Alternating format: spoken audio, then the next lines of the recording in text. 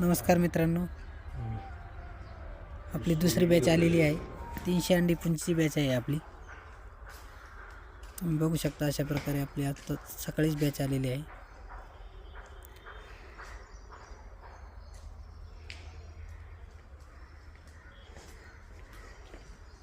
बघू शकता अशा प्रकारे आपण रॅकवरती मांडून घेतलेले आहे.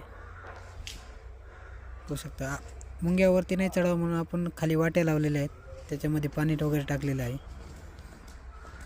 बघू शकता मुंग्या वगैरे आळ्या घेऊन नाही जाणार याची आपण दक्षता घेतलेली आहे.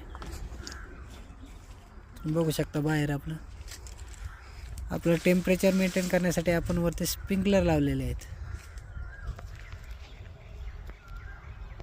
बघू शकता तुम्ही असे स्प्रिंकलर लावलेले आहेत वरती, वर साईडने ड्रिप लावलेले आहे. नेट हे कायम ओलं राहिलं पाहिजे. बघू शकता तुम्ही या दिवसात टेम्परेचर मेंटेन करणं खूप महत्त्वाचं आहे. कोशची साईज वगैरे सगळं तुमच्या याच्यावरच आहे.